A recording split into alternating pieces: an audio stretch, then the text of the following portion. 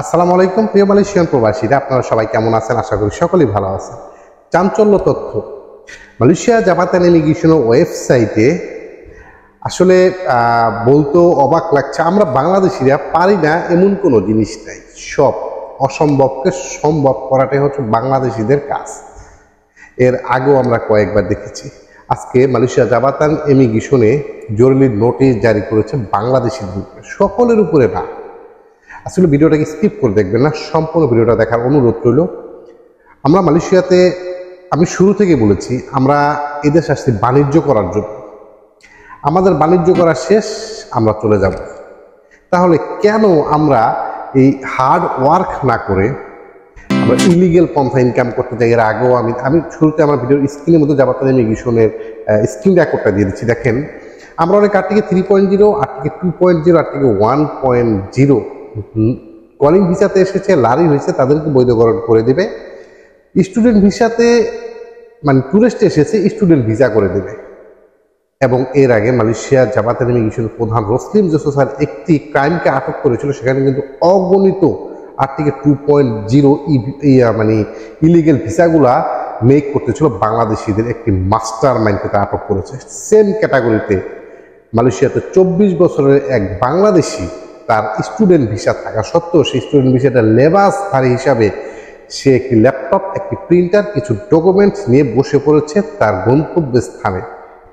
সেখানে Malaysia জাবাতান immigration দীর্ঘদিন observation করে মালয়েশিয়া ইমিগ্রেশনের বিভিন্ন পদমর্যাদা প্রাপ্ত অফিসার দ্বারা সেই ক্রাইমকে আটক করেছে। সেখানে কি হয়েছিল জানেন? যারা ভিসা পায়নি, এই যে আপনারা আর্টিকেল 3.0 পাচ্ছেন, কেউ বৈধ হচ্ছেন, বস টাকা চাচ্ছে, ভিসা পেয়ে গিয়েছেন, ফিঙ্গার করেছেন, ভাই সব সম্ভব এক বাংলাদেশির দ্বারা। তেমনি একটা ঘটনা ঘটেছে এখানে। এই বাংলাদেশি ভাইটা স্টুডেন্ট ভিসা করে দেয় ইলিগেল ভিসা।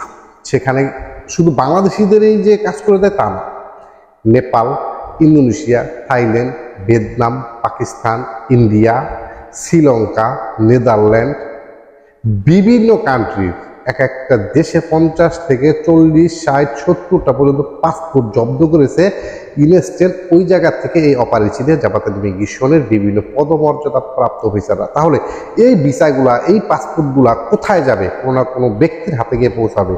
আপনি কাজ করতে পারবেন টেম্পোরারি ভাবে। যখন আপনি মাইন্ড কার্ড চিপায় পড়ে যাবেন, তখন আর বের পাইবেন না যে আসলে আমি কি করেছিলাম। এই যে 6,000, 7,000 রিঙ্গিত বা 4,000 রিঙ্গিতের মাধ্যমে, বা এই যে স্টিকার নিচ্ছেন, এটা নিচ্ছেন, কভার বানাই নিচ্ছেন, ফেস্টন বানাই নিতেছেন ইলিগেল ভাবে, কেন ভাই এটার মধ্যে যাবেন? আর যারা এই যে সকল ক্রাইমে আটক খাচ্ছেন, তাদের মালয়েশিয়ার পরিস্থিতিটা যে কি হবে, এবং এই যে এক বাংলাদেশি আজকে যে অপকর্মটা করেছে, যার জন্য আজকে আমরা এই অসহায় প্রবাসীরা বিভিন্ন হার্ড ওয়ার্ক করি, বিভিন্ন জায়গায় আমরা কিন্তু মানে বিভিন্ন কাজকর্ম থেকে বঞ্চিত হই, এবং আমাদের নিয়ে হেয়পূর্ণ করে, হাসি ঠাট্টা করে মালয়েশিয়ার লোকালরা। ভাই, মালয়েশিয়ার গভর্নমেন্ট জাবাতান ইমিগ্রেশন মালয়েশিয়ার বিভিন্ন পত্রিকার মধ্যে যখনই আপডেট ঘোষণা পাবেন, সেই ঘোষণার মধ্যে একটু অপেক্ষা করবেন।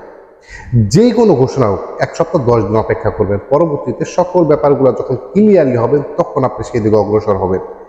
আজকে যে ভিসার পিছিয়ে দৌড়াইতে আছেন, যদি সেখান থেকে একটা ভিসা আপনাকে দেয়, আপনি চেক করতে পারবেন। এরকমও কিছু সিস্টেম আছে, এআই, বর্তমান আর্টিফিশিয়াল ইন্টেলিজেন্স, যে যারা সব কিছু সম্ভব। ভাই, আপনার হাতে কিছু করতে হবে না, সব ওই আর্টিফিশিয়াল ইন্টেলিজেন্স, ওই অ্যাপসের দ্বারা করা সম্ভব।